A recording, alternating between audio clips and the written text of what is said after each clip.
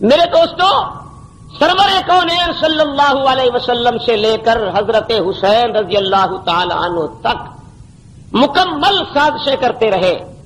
سازش تھی اسلام کے خلاف، سازش تھی اللہ کے دین کے خلاف، کہ اللہ نے جو دین دیا ہے اپنے محبوب کو وہ دین مٹ جائے. یہی وجہ ہے کہ ان کا دین وہ نہیں جو رسول اللہ لے کے آئے تھے. ان کا دین رسول اللہ کے دین سے مختلف.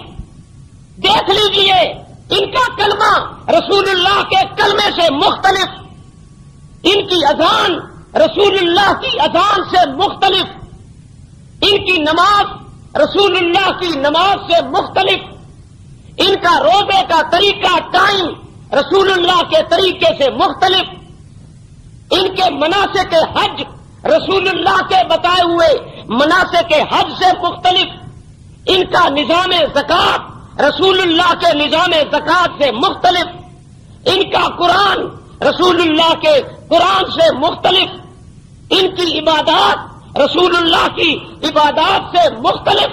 انہیں رسول اللہ صلی اللہ علیہ وسلم کا دین قبول نہیں ہے. اسی لیے تو پیغمبر اسلام صلی اللہ علیہ وسلم کے زمانے سے یہ لوگ سازشیں کرتے چلے آ رہے تھے اور آج تک ملت اسلامیہ کے خلاف سازشیں کر رہے ہیں. بغداد کو تباہ و برباد کیا. ابن القمی نے تاریخ سے پوچھو یہ کون تھا؟ نصیر الدین توسی کون تھا جس نے خلافت عباسیہ کو خلافت عثمانیہ کو تباہ و برباد کیا؟ یہ کون لوگ تھے؟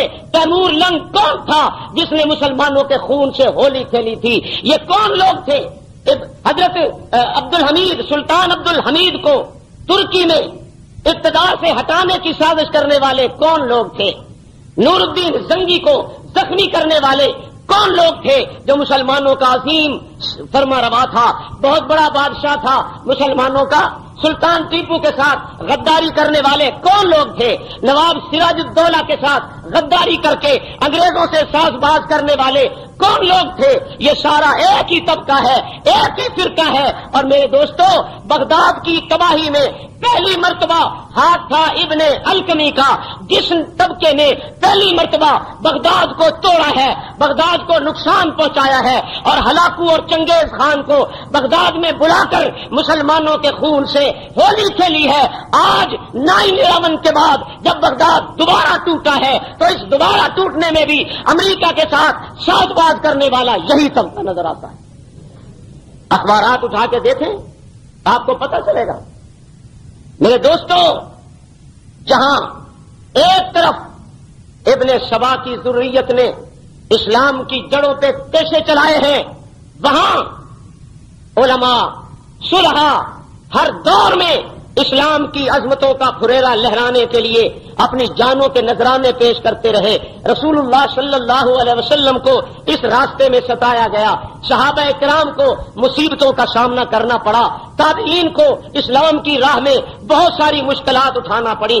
تبا تابعین اس راستے میں اللہ رب العزت کے دین کے لیے قربان ہوتے چلے گئے. امام اعظم ابو حنیفہ کو دیکھیے، ان کا جنازہ جیل سے نکل رہا ہے. حضرت ابن تیمیہ کو دیکھیں، جنازہ جیل سے نکل رہا ہے. حضرت احمد بن حنبل کو دیکھیں، اسلام کے لیے کوڑے کھا رہے ہیں. حضرت مجدد الثانی کو دیکھیے، مالٹا کی جیل برداشت کر رہے ہیں. حضرت شاہ ولی اللہ کو دیکھیے، اسلام کی عظمت کے لیے ان کی انگلیاں کاٹی جا رہی ہیں. حضرت شاہ عبدالعزیز محدث دہلوی کو دیکھیے، اسلام کی وجہ سے حضرت شاہ عبدالعزیز کے جسم پر یہ چھپکلی کا اپٹن مل دیا گیا، جس کے نتیجے میں ان کا انتقال ہو گیا. حضرت شاہ ولی اللہ کو دیکھے، حضرت سید عطا اللہ شاہ بخاری کو دیکھیے، 9 سال تک جیل میں رہے، جنہیں جیل میں چکیاں پیسنا پڑی ہیں. حضرت شیخ الہند محمود الحسن کو دیکھیے، جنہوں نے مالٹا کی جیلوں کو برداشت کیا. حضرت سید حسین احمد مدنی کو دیکھیے، حضرت حسین احمد مدنی جن کو انگریز کے دور میں انتہائی مشکلات کا سامنا کرنا پڑا ہے. میرے دوستو، حضرت قاسم نانوتوی کو دیکھیے، بنفس نفیس سکھوں انگریزوں کے خلاف میدان کارزار میں کھڑے ہوئے ہیں، اور مفتی محمود کو دیکھیے جنہیں اسلام کی آواز بلند کرنے کی پاداش میں اسمبلی سے اٹھا کے باہر پھینک دیا جاتا تھا، اور مولانا حق نواز جھنگوی کو دیکھیے جن کو جام شہادت نوش کرنا پڑ گیا، مولانا اشار القاسمی کی شہادت آپ کے سامنے ہے، علامہ ضیاء الرحمان فاروقی کی شہادت آپ کے سامنے ہے، مولانا اعظم طارق کی شہادت آپ کے سامنے ہے۔ میں کس در سمین کی بات کروں کہ اس وادی گل کا ہر ذرہ خورشید جہاں کہلایا ہے، جو رند یہاں سے اٹھا ہے وہ پیر مغاں کہلایا ہے، اس بزم جنوں کے دیوانے ہر راہ سے پہنچے یزداں تک، ہیں عام ہمارے افسانے دیوار چمن سے زندہ تک، 100 بار سنوارا ہے ہم نے اس دین کے گیسوئے برہم کو، یہ اہل جنوں بتلائیں گے کیا ہم نے دیا ہے عالم کو، خورشید یہ دین احمد کا عالم کے افق پر چمکے گا، یہ نور ہمیشہ چمکا ہے، یہ نور برابر چمکے گا۔